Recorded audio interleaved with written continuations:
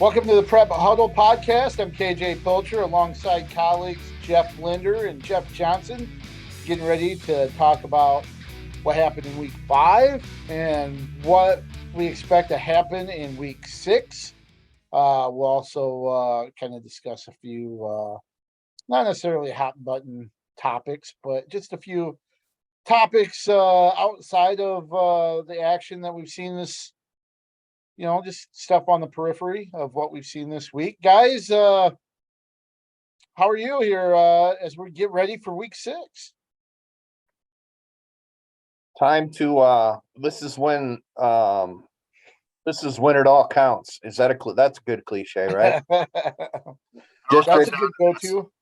Yeah, I mean, win or go home. Well, okay, not quite win or go home, but yeah, you get the point. This is we're heading down the home stretch. I had a meeting yesterday with the IHSA about their new basketball rankings initiative, and that was like, holy cow. They're going to start practice. Lindy, 2 weeks? Is it the girls start next week? No, I don't think so. We're okay. Not even in October. I think we're. I'm not sure that the girls start. They might start about the week of state volleyball. I think we're still about 4 weeks away. Okay, but yeah, just bringing up basketball season about to start is, where the heck's the fall gone, guys? Right. I know that the college women started this week, so Iowa State, so on and so forth, are going, and it's crazy. And Caitlin Clark's apparently a millionaire through her NIL endeavors, from what I read on ESPN. Did you know that, Lindy? No. How about that? Good for her. Cashing in. That's right. Good for her. Yeah, yep. She's much more wealthy than I am then. It's kind of interesting. Everybody thinks NIL will make athletes rich, and obviously the top tier athletes like Caitlin Clark, like Keegan Murray, Spencer Lee, it's going to pay off. But from what I've heard, outside of that,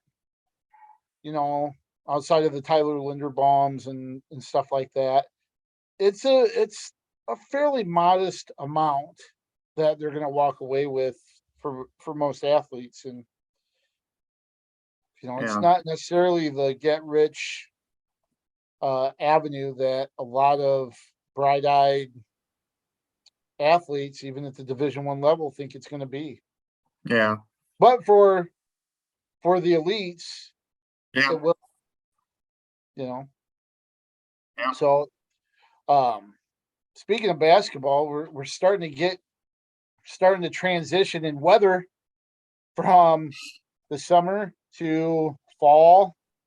Obviously it'll get we're not that far away from it being cold and snowy, but we at least got cool autumn weather. Had that a little bit of a rainy night last Friday night on week 5. But the one thing that kind of stood out to me last week anyway, the blowouts.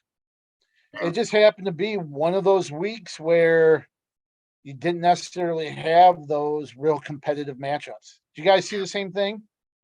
Yeah, Liberty North Scott was an exception. There might have been a few others, but boy, the game I had at Kingston was certainly not a nail biter. We had a continuous clock to start the second half. Xavier just kept on rolling, 38-0 over Washington, and you could tell after one offensive series and one defensive series that this was going to be a non-competitive game. What do we have? Yeah. We had an 89-0, right? And wasn't there another another game? It was like 86-0, if I remember correctly. There was a 94-0 between Clark and Shenandoah, and of course we'll kind of mention it later. But Shenandoah has shut down their season due to injuries and numbers. So, but we had a 94-0, 89, I think an 86-0 game. What is Shenandoah? A 2A school, a 3A school? I think they're a 2A. That's crazy. I think they're at least 2-8, but whatever they are, they're too big to not have enough numbers to finish the season. I agree. And then, then we had games like Heelan and MOC Floyd Valley that brought us down to earth 7-6. 7-6. So there you go.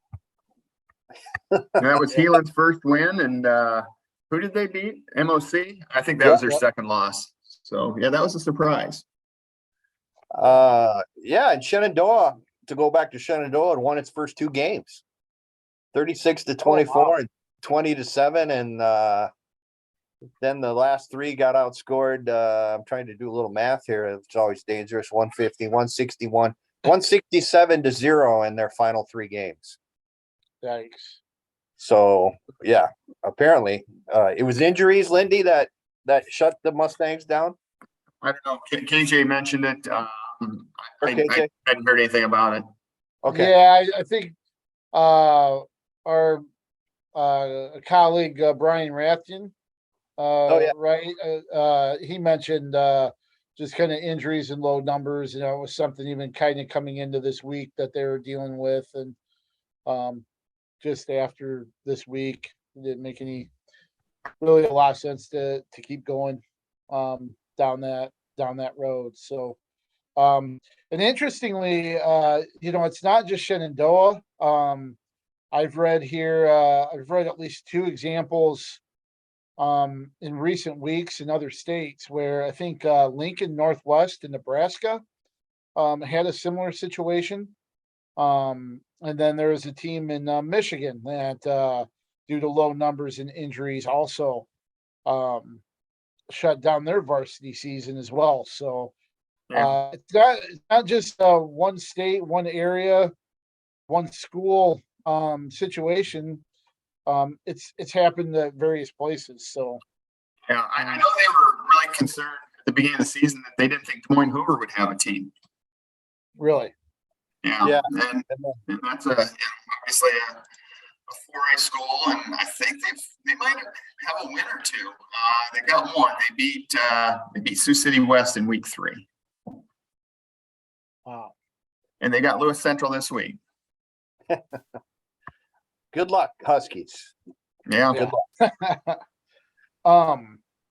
So I was at the Battle for the Boot. That stays with City High in a game that on paper we thought would be close, but from the onset, City High had other intentions, and it was a one-sided affair. City High won 49-0. There was 21-0 by the end of the first quarter. 35-0. And actually, I think it was 28-0 by the time we reached like the 14.5-minute mark of the game. I think with over 9.5 minutes to go, it was 28-0. And then City High scored in the final minute of the second quarter to have a 35-0 lead at the break and have a continuous clock. And Drew Larson, you talk about some of the top performances of the week, and he was on fire. He completed almost 70% of his passes, 16 of 23 for 216 yards, 4 touchdowns. He also ran for a score, and he caught a pass. And interestingly, I think the first 2 touchdown passes of the game were thrown by other people. Ben Keeter threw a halfback pass to Carson Newton for the first score of the game. And then it was Oliver Niss, who kind of had a throwback to the quarterback for a 15-yard touchdown to Larson. So Larson did a little bit of everything. Mitch Moore ran up during interviews and called him the QB1, said he was the best quarterback in the state. And I tell you what, he looked really good. West got behind, didn't have much of an answer, and the boot stays with City High. I'm assuming you guys were a little surprised by just the margin, not necessarily that City High won, but for it to be another 49-point victory like it was a year ago. I thought it would be a 2-touchdown game tops either way. I thought it was basically a toss-up, and it wasn't. Yeah, I thought West had a good enough offense to score some points, and obviously City High shut it down. And it's when you get up big like that, it's hard for a team to climb back in it. And I mean, they held. Just looking at stats here, I mean, they held West under 100 yards passing. I never would have guessed that. Right. So really took Christian Janis out of the game. He never really got things. He never really had too much space to work with to get open. And Jack Wallace didn't have a lot of time. That was one of the things too, I think, really affected things. He didn't have much time to be able to let routes really play out. JJ, you had a game that had some promise kind of coming in. Easton Valley, Central City had come into this week, that week, 4-0, right? Yeah. But the Wildcats hung on for a half, and then it just Easton Valley a little too much to pull away in the end. Yeah, that was pretty much it. Central City, I think, fumbled in its first series, which was a bad omen, obviously. But it was still, I mean, I think it was 20-6 at halftime. So Central City was still in it, and then Easton Valley just came out in the second half, and just took control, and Central City's offense could never get anything going, and Easton Valley's as we know, is a tremendous team, and it was a team that lost its quarterback, I believe, in the first game of the season against Don Bosco with an injury, and they've had a couple different guys kind of go not really under center because most everybody in 8-man takes it out of the shotgun, it seems like. But Hayden Felke is switched positions from receiver to quarterback, and he seems to have made that transition very nicely. And they've got a big kid, Charlie Simpson, who's got to be about a 200+ pound running back that has a little speed and could run over you, or likes to run over you as much as he does around you. So that's just a really good Easton Valley team, and I think a good learning lesson for Central City, and which has had kind of a renaissance season from a win-loss standpoint. Okay, it's like, all right, boys, this is what we aspire to, and this is what we're going to have to do now to improve and hopefully get to that level by by the end of the season. And as far as Central City is concerned, JJ's got a friend. As far as Central City is concerned, they're still young, and you talk about what they aspire to being. That might be a team that's a year away from being, maybe a top 5 team in 8-man football. Yeah, very young. Corky says hi. I'm trying to get him out of here. He's I mean, they're young, and they've had a lot of success from as youths growing up. So I mean, the future looks pretty good there for the Wildcats. I think you got to learn how to win those big games, right, boys? And like I said, I think the first trick for Central City was learning how to win, period. And I think the Wildcats have done that, and now they've hey, this Easton Valley is as good a team, 8-player team as there is in the state. This is what we got to do to get there, like I said. So I think Coach Jeff, I think you already mentioned this, is Coach Myers thought that they were already in the playoffs. If they're not, they're already really close. That's kind of what he said. On Friday, I wasn't ready to declare them quite yet, but I don't see a way in which they don't make it. Yeah. It's top three, and they still have one game to play.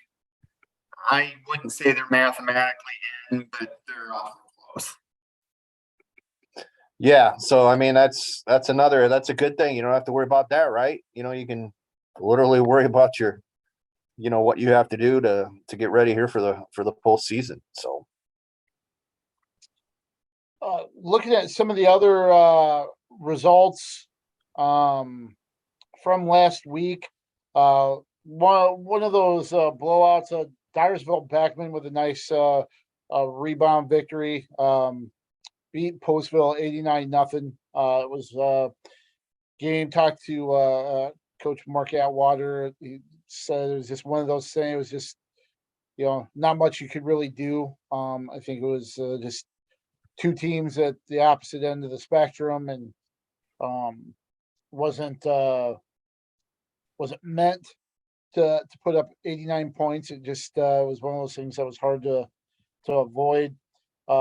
School record for Beckman points in a game. 89 points beats the record of 84 that was set against Northeast Goose Lake in 2013 when they beat Northeast 84-20.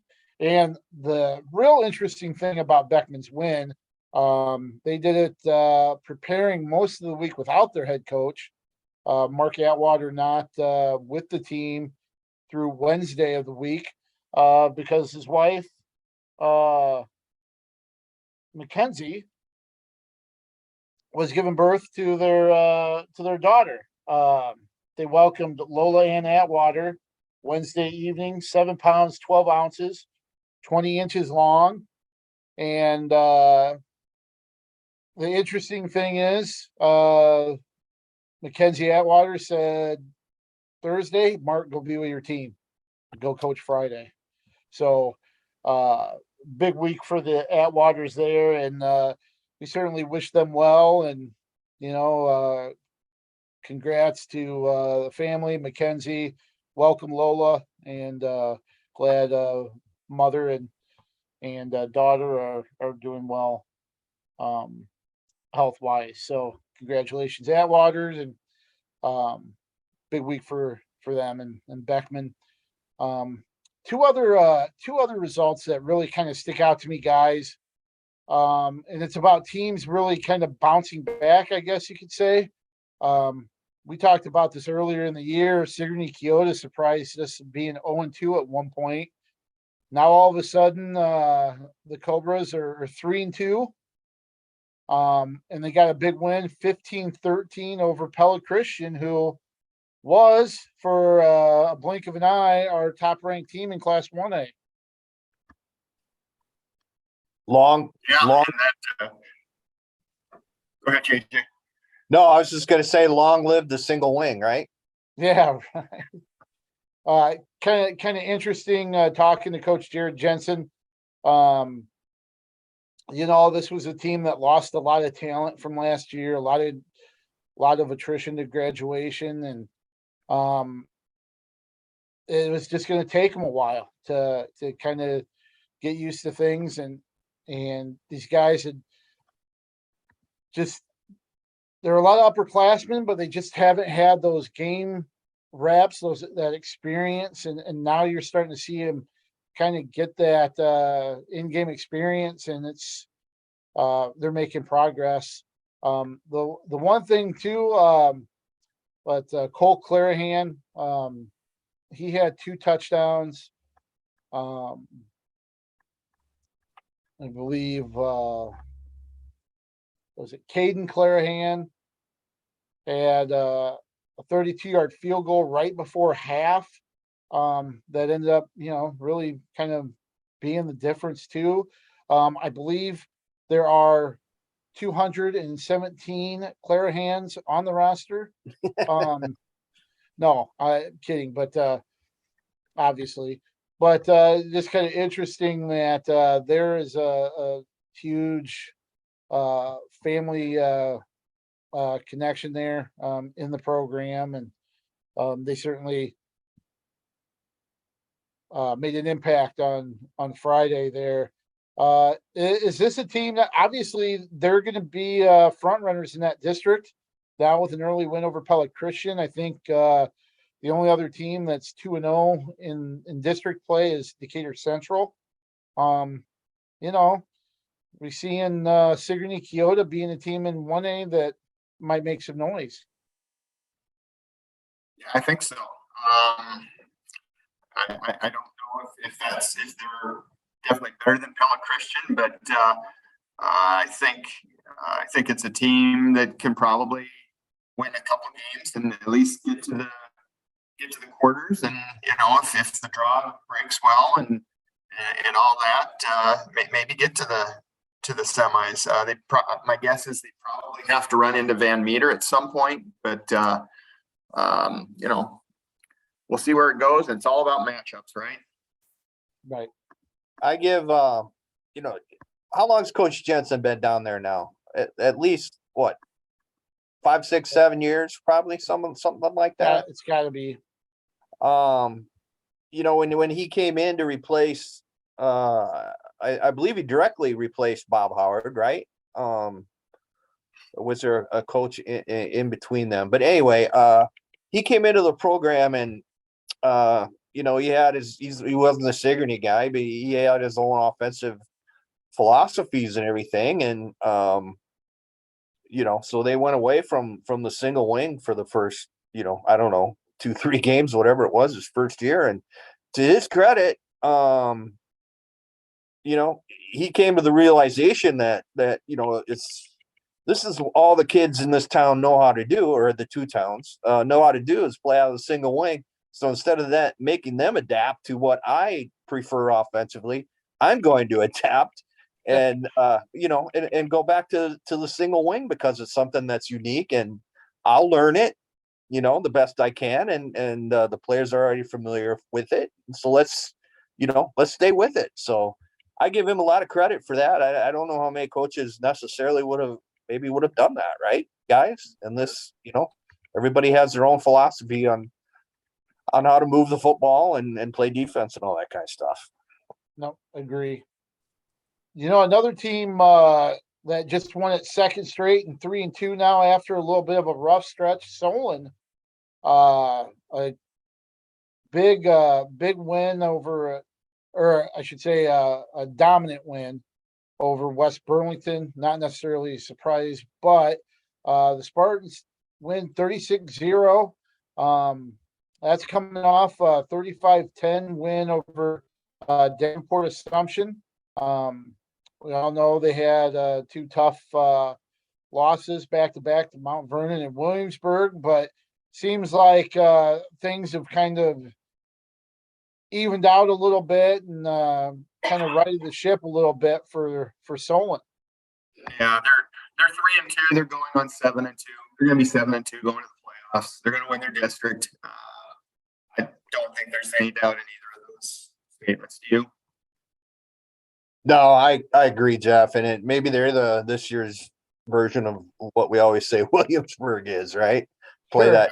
that tough non-district schedule, and then once maybe the district schedule isn't nearly as tough as what you faced pre-district. So I mean, they very well could be that version of what Williamsburg is a lot of times, just because of the schedule. Yeah, and they have Washington, Iowa at home. That's been a rivalry in the past. They've had some good battles this year. Don't think it's on that scale, and that's at homecoming at Spartan Stadium. So Solon looking for 3 in a row this week after coming off that win. Any other results that kind of stand out to you from last week, whether it's in the area or statewide? Surprised by the margin that West Delaware won by. I think that's another team. I mean, they're sitting there at 2-3 now. It's a team you got to look out for, though. It's a team that could get hot, and I know they got a lot of new faces, but they're still West Delaware, and they're still a threat in that district. A couple. I looked at it as a big win for Liberty, coming from behind to beat North Scott Yeah. 20-16. Yeah, they went 2.5 quarters without scoring a touchdown, and then Graham Beckman threw three touchdowns at the end of the third and about midway through the fourth. Dubuque Waller got shellacked by Xavier a couple weeks ago, 3 weeks ago, whatever that was. And, once the Golden Eagles have gotten to their class, which is 2A, I mean, they've really started to roll again. They beat a pretty good North Fayette Valley team 48-14. That was another game that kind of hit me a little bit. And then out in Central Iowa, Carlisle, beating Bondurant Farrar 36-20. I think Bondurant Farrar was undefeated going into that. And, that was just a couple that maybe kind of hit me a little bit last week. Some lopsided, we said it was kind of a theme for the week. Results in the Metro.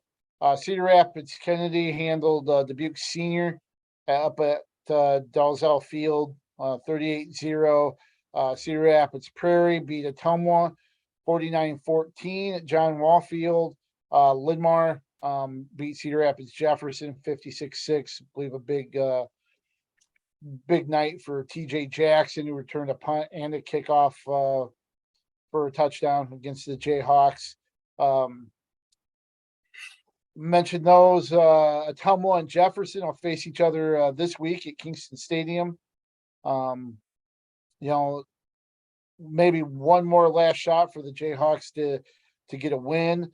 And it also sets up those games set up an interesting battle between Kennedy and Cedar Falls, who won 35-0 against Muscatine, and that'll be up at the Unidome this week on Friday as well. Guys, one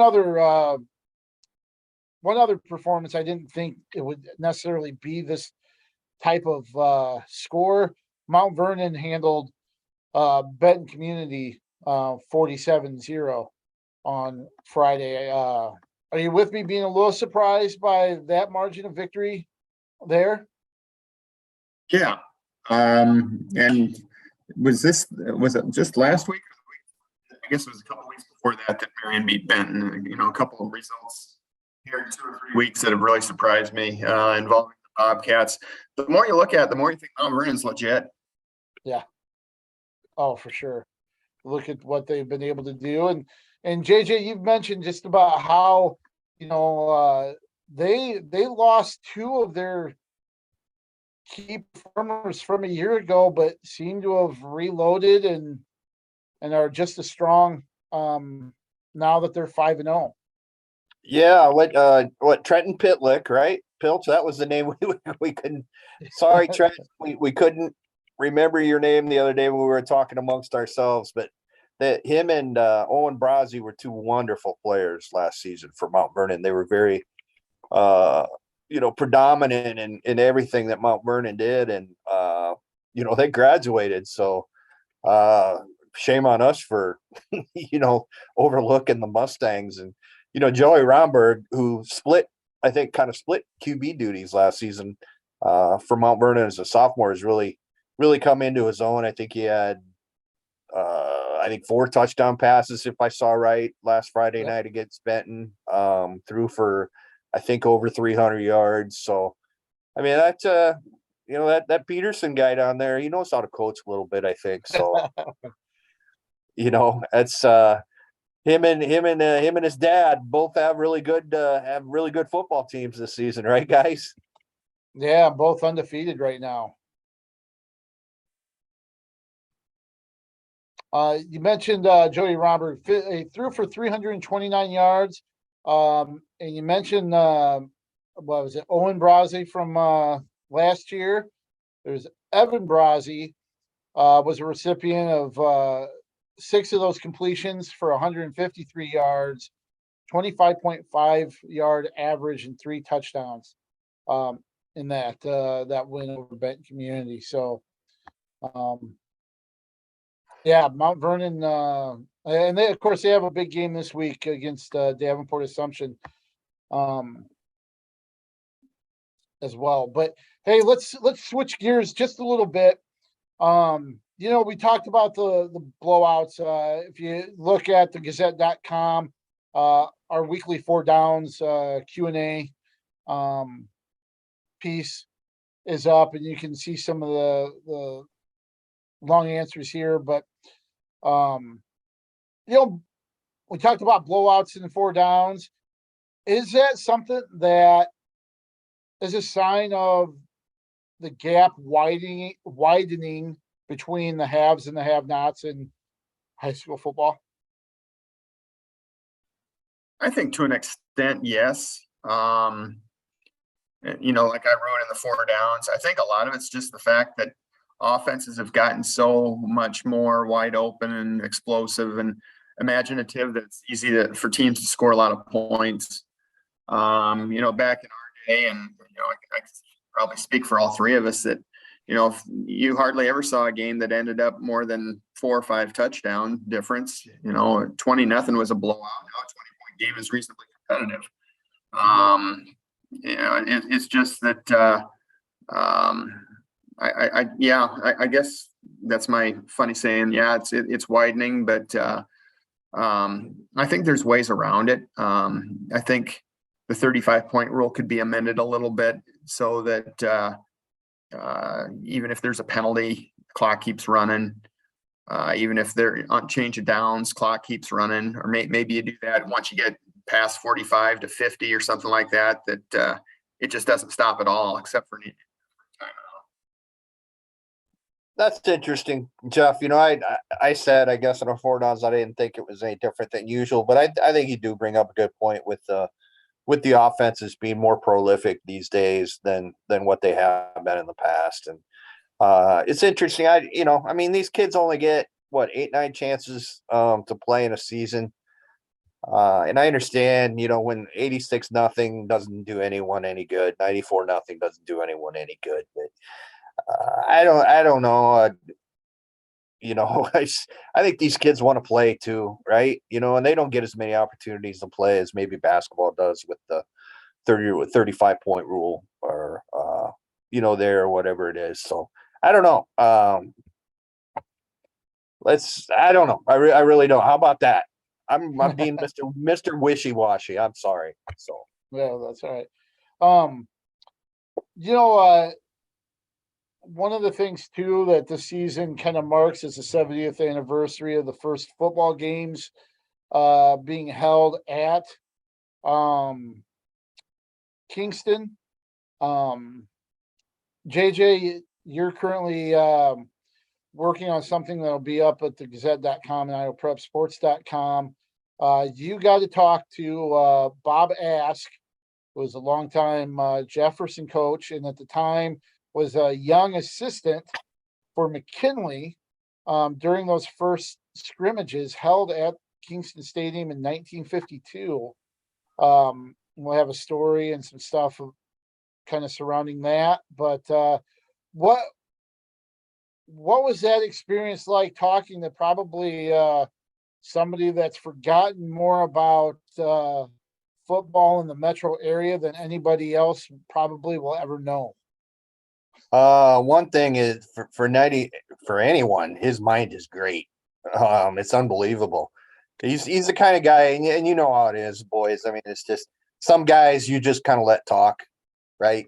You don't necessarily ask a bunch of questions because they're going to talk and they're going to give you everything that you need. And Mr. Ass is such a nice gentleman, and his knowledge is encyclopedic when it comes to all things Jefferson on the west side. And he gave me some I don't know if you can see it here, rosters of the 4 teams that played back in 1952 in the opening doubleheader, which is really interesting as heck to me. He kept a journal, or he has kept the journal, he says, for over 80 years of his life, writes in it every day. And he showed me his journal and the entry back on September 12th, 1952, and how excited he was and everybody was to open that stadium out there. And I don't know what you guys think. KJ, you got the pleasure of playing in it, certainly, which has to be something you'll never forget. But I mean, just like me, I mean, you went out there and watched so many games, right? Over the years before we even got the jobs we did. And I think the old gray lady is held up pretty well over these 70 years. I don't know what you guys think, but I guess that's my opinion. I think the facelift that it had, the first one, 25 years ago when they first put the turf in, and then just a few years ago when they made it an 8-lane track and took out the seating on the north horseshoe and made that into a nice grassy area, have really kind of revitalized that stadium. I would say before they did that, it was almost kind of dumpy. It kind of aged, but now it's been refurbished a little bit. I think it's a really nice stadium. No, I tell you what, I don't know if there's been anything quite like playing at Kingston. You see some grander stadiums now. But at the time, my senior season was 1992, the fall of 1992. At the time, you just didn't have stadiums like that. So it was it was neat to play at. You had Dalzell, but still, at the time that was like a big sandbox, the field, and this was something you took buses across town to get off at. You felt big time, right? You felt cool. You're loading in the bus at Washington's parking lot, going across town, getting let off on the backside of Kingston, and then going into the tunnel, coming out of the tunnel, for warm-ups, and then running across, to the sideline. It just had a really neat atmosphere and energy. And I can tell you, there were times, that place could get really raucous and electric. I don't know if I've seen quite the same turnout. I don't know if it's just student bodies have changed or, just kind of the general public has changed, because you'd have people that have been like school supporters for years that would still come out to Kingston and watch games. And, Yep. I don't know if you get quite that like you used to for whatever reason. But, I said in the 4 downs, I remember our back-to-back varsity games against Jefferson in 91 and 92. Those two games I'll always remember. It was fun. It was heated. It was rough. It was brutal. And that was just in line getting popcorn and pop. But seriously, I read an account of the 1991 game that Wash won 21-6. We had read in a paper leading up to it that it was the best in the West, and the collision philosophy, and the old market out at Westdale Mall. We went out and got a shirt that said "Beast of the East," so that was a counter thing. We ended up winning. I think there was like an account said there was like 5,000 people ish there, and I believe it. And the year after, 92, when I think it was like 7-0 at half, and they thumped us 27-0. That was one of Jefferson's best teams since the 70s. That was one of the most brutal, physical, back alley fight kind of games that the crowd was into it the whole time, and you walked away, even though we got our butts kicked, thinking that was fun. That was something I'll never forget. And that's part of Kingston's lore. And I know there are players from Kennedy, there are players from Jefferson, there are players from Regis. Jeff Linder, you got some accounts from Dwayne Schulte, who was a part of LaSalle's team that used to play there as well. Talked to Tom Kapadich as well. Each people from all of those programs have stories like that. That really makes Kingston special, to people that were in the stands, to people that were on the field. One of the greatest things that they ever did was put in turf. And I know that sounds goofy to say, because just about everybody's got turf now, but Kingston was one of the first fields in the area to have that.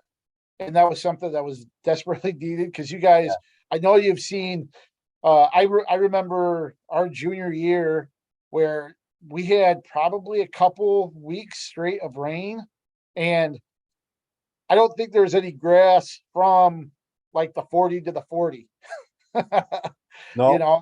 And if it's we had I think it rained when we played Lindmar there, and there was no field. I mean, we were playing in a mud patch, Yeah. And it's cool because I'm pretty sure maybe they've changed it. But they had all three schools represented on the turf. Yeah. We have Jefferson, Kennedy, and Wash now that Xavier plays on its own. But and we're only talking high school. We don't need other people chiming in, letting us know that there are CFL and NFL games and stuff that we already know.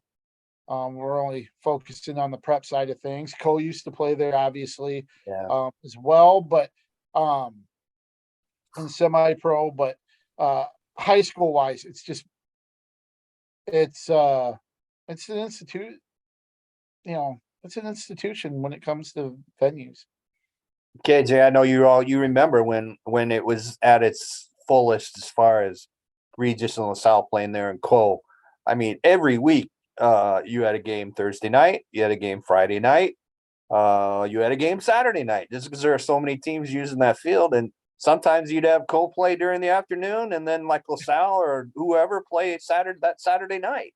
Yeah. So I mean, it's and I know Jeff's not, didn't grow up in Cedar Rapids, but I know how much that stadium means to me. I didn't even play football, but just many times I've been there, and I can only imagine as a player what it meant, to play there. So, and the cool thing is you mentioned the different games.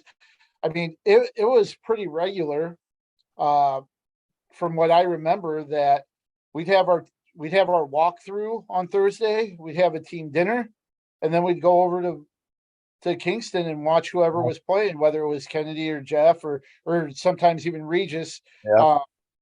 At the time, LaSalle was starting to play at their school, maybe by 93, but excuse me. But yeah, we'd go. I still remember watching. I grew up with a lot of the Regis players.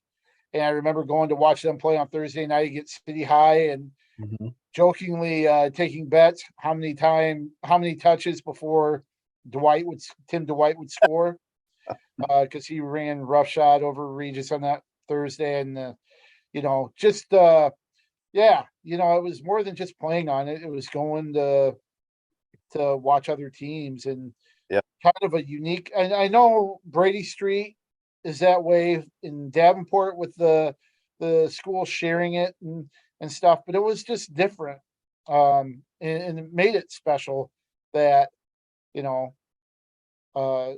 was not just our home, it was Jefferson and Kennedy played there and Regis played there. And, it was the place to be. Bob Ass told me, I didn't realize this, that Prairie even played there one year. Yeah. I don't know if it was before John Wall Field was built, or if there was. I don't know something done at the field there. It was at the time LaSalle was playing there, because either Kapadish or Schulte brought that up too, that the year Prairie was there as well. And that, I think that was a really rainy year. And Kapadish said there was no grass between the 20s and between the hash marks. He said that people were just ankle deep in mud the whole time. Yeah. Yeah.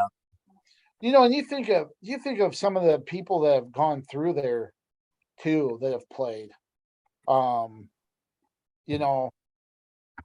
You think back to, like Doug Lane, it's not just football. I mean, it's track and everything. I know, Linder, you kind of provided some perspective about, the track. And I remember watching my niece play soccer on that field too. It's not just football, even though it's probably most notable for football, but think of some of the names of people that have come through there. Doug Lane and Larry Lawrence. NFL guys, yep. Dietrich Ward played in the NFL. Right now, Sean Beyer is on the Green Bay practice squad, and part of Adrian Arrington as well, who played at Michigan, right? He was at Michigan, and then I know he was with the Saints for a little while. Some guy named Warner. I can't remember his first name. Yeah. In that street kind of leading into the That's right. parking lot, Warner Way, that's a Hall of Famer right there. So the names and the people, Matt Petrozelka, who was at the University of Iowa, and then I think Maya played just a little bit with the Buffalo Bills for a short period. People like that from all the different schools. It's not just one school. It's the different schools that have had prominent people on that field, and people have been able to see them and walk in the same tunnel and dress out in the same locker room and probably the same crappy wooden bench, that they sat on too. I mean, it's just, there's a lot of history there, and, I could go on and on, obviously, but really neat history, and 70 years is a long time and a lot of games. Yep. What are the locker rooms like, KJ? I've never been in either of them. I don't know, JJ, you may or may not have been. What's it like in there? Imagine an old prison. No, I mean, and that's what it is. It's very bare bones, cement floors. I just remember gray and kind of run down. It sounds like they've made some renovations to the locker rooms and stuff, but I think it's still pretty, kind of blah and basic, in that it kind of adds to the charm a little bit, you know what I mean?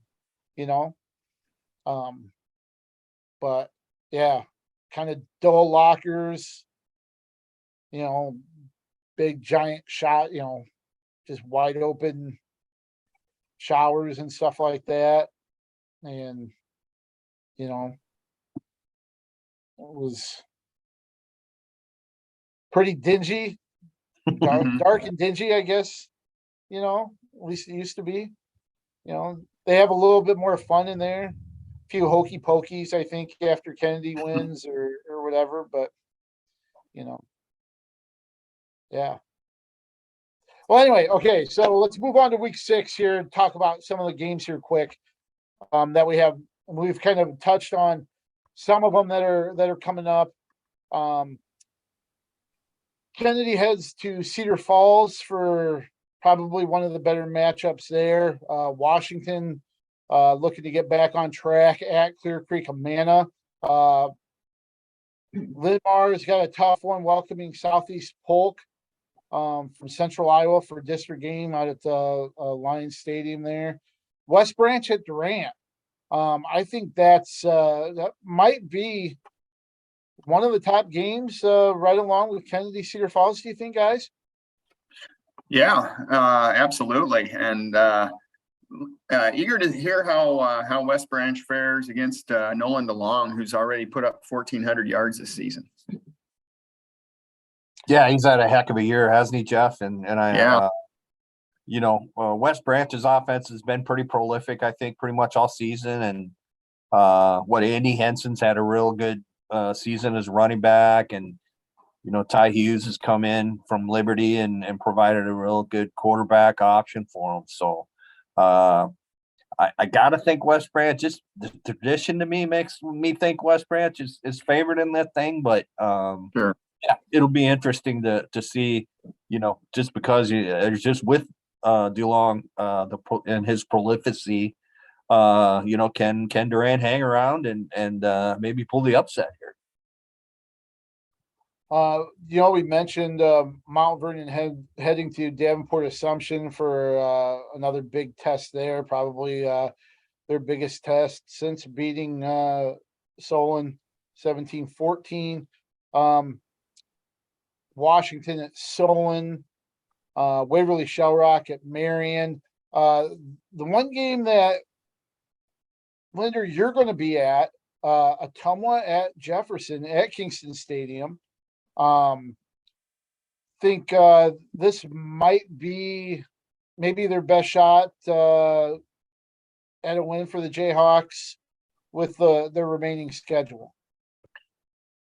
Yeah, I think so. I think this week and next week also against Waterloo West. I think both of those are maybes. I think if you're a Jefferson Jayhawk, you go into both of those games, and maybe even Marshalltown too, thinking, hey, we've got a shot at this one.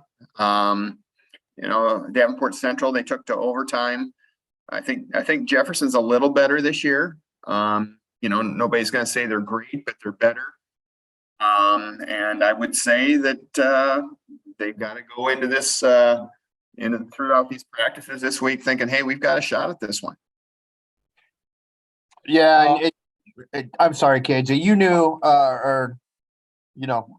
unfortunately, Jefferson lost an assistant coach this week in Nelson Evans, who, KJ, I know you knew him pretty well. My limited interactions, he seemed like a great kid, a great guy. And our hearts certainly go out to the Evans family and the Jefferson family, right? Yeah, and his son Braylon, I believe a sophomore there. He was a first team All-Stater on that 1992 team. His dad, it was Nelson Evans the third. His dad, Nelson Evans, I believe the first black principal, might have even been the very first black teacher in the Cedar Rapids Community School District. I can't remember, but I'm pretty sure he was at least the first African American school principal in the school district. Nelson was a Jayhawk through and through, man. There's no doubt about that. He was a great offensive lineman. Kind of looking through our archives, remember seeing a picture of him kneeling down on the sideline for an alumni game, and I think that was about 2010 when there's a national group that was coming through, putting on alumni games and kind of setting those up. And Jefferson was one of the teams that played. I think Lidmar Marion played one game, and that was Jeff Kennedy in the other. And he was there with Chris Busing, who was a former coach. And he was Brett Stepanek, who was a former Jayhawk and actually played in that alumni game too. I think recounted that he was on Nelson was in on all four plays to start the game, the first four plays, and then he blew out his knee. And I remember talking to him before that game, joking about how we were too old for stuff like this, and then he blew out his knee. But he came back and coached, at Jefferson. He was a Jayhawk, had a great laugh, a great smile, but he loved football, loved Jayhawk football. Big loss, and it would be really awesome if they could come away with a win this week. as a tribute there. But yes, so our condolences to the Jayhawk football community and the Jefferson community as a whole. You mentioned they play Waterloo West next week. I'll have Waterloo West at Prairie this Friday. JJ, you've got Washington Clear Creek Amana, is that correct? Yeah. Interesting. I mean, these are big games, right? District games, and for Washington last year, they lost to Xavier and Clear Creek Amana back to back to start district play. So, it's a big game for both. I mean, I think both have designs on maybe being that, not assuming Xavier, which has been just great so far this season. Assuming Xavier is your district champ there or something, but it'll be interesting to see. If Washington can rebound from the tough 3 games it's had and the tough schedule, and if Clear Creek can win a big game there at home. Yeah, and I think Washington was in pretty good position last year and kind of lost that one late at Kingston Stadium. So we'll see if they can kind of right the ship against the Clippers. Get it? Right the ship, Clippers. Okay, I'll keep my day job. You mentioned Xavier. They host Pella, which normally is a kind of a mark your calendar type game, except Pella's at 1-5. Coming off a loss to Newton, so the luster is kind of off that. Usually pretty decent matchup this week. Some other games that I just will mention quickly that around the state that I thought looked like good matchups. Lamar's Webster City. Those two teams are about 4-1 or so. Grundy Center's 5-0 against Nashua Plainfield, who's 4-1. Red Oak and Greene County, both 4-1 teams, kind of on the back half of our weekly rankings. And then Dowling and Johnston face off against each other. Anything else for the upcoming week that kind of looking forward to? You've touched on all the Metro games. You mentioned West Branch, Durant, Mount Vernon, Assumption. Might want to say something quick about Mid Prairie. Hosts Williamsburg, 5-0 against 4-1. Winner that goes takes complete control of that district. I think you got to say Williamsburg's a fairly healthy favorite there, but Mid Prairie's kind of quietly put together a solid season as they usually do. 2 strong wins after their only loss to Regina, right? Yeah. One game not quite in our area, but around us, Appleton, Parkersburg, and Dike New Hartford boys. That's what I'm real curious about up there at Thomas Field. Yeah, 2 tradition-rich programs going head-to-head there. So now comes to my spectator part of the podcast, the Survivor Pool. I'm out, obviously. We'll keep mentioning that until somebody joins me. But you guys still have picks. Jeff and Nathan T. Ford are still in it. Go ahead, guys. Who are you going with this week? Go ahead, JJ. I've got Iowa City Liberty over Mount Pleasant to take care of my 4A obligation in this thing. Okay. Sounds pretty safe. Nathan went Central City over Springville. Tractor Bowl. Tractor Bowl. Yeah, that's right. And I'm going to go Xavier over Pella. I still had a 4A pick, and I think that's a pretty safe one. And I think we'll probably all 3 of us will probably still be rolling in week 7. Yeah. Well, bad luck, guys. I hope you guys lose, so I'm not the only one still sitting out in the cold here. But rehash where you going at and where people can follow you in case they're living under a rock and don't already know. Linder, why don't you start? Where are you going to be? Yeah, I'll be at Kingston. I'll be taking in the Jayhawks against Atumwa and hoping competitive ball game, and it should be neat to see this losing streak. Hit me up on Twitter, folks, at JEJE66. I'll have Cedar Rapids, Washington against Clear Creek, Amana in the beautiful and expanding town of Tiffin. Have you been to the north side of Tiffin lately? Over the summer I have. It's amazing, right? How much growth has been in that town and that community. Yeah, you drive through there, you think you're in Waukee or something. That's right. That's right. Soon to be MVC bound, right? Clear Creek, Amana. I would say I would lay down a week's salary that they're in the MVC by the end of the decade. All right. Book it, Daniel. I am going to be at John Wall Field for the Waterloo West Cedar Rapids Prairie matchup on Friday. You can follow me at KJ Pilcher.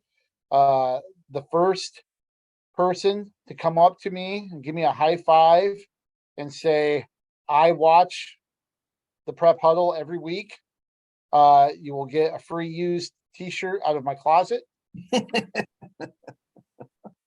And half a package of Skittles. So just keep that in mind. Also tune in to the Gazette.com, IowaPrepSports.com for all of our coverage, our previews, our game stories, and even our live scoreboard, how the ranked teams fared, all the information you need to know Friday. Nathan Ford is a big kind of spearheads that coverage for us and does a great job of compiling everything so you can consume it at will as early as Friday evening. So make sure you tune in Friday night for our coverage this week, week 6 of the prep football season. For Jeff Linder, for Jeff Johnson, for Nathan Ford, who's behind the scenes, but is the most important man from Grinnell I've ever met. Thanks for watching the Prep Huddle. And like our friend that ran into the Bulls on the video clip on Twitter didn't do, keep your head on straight.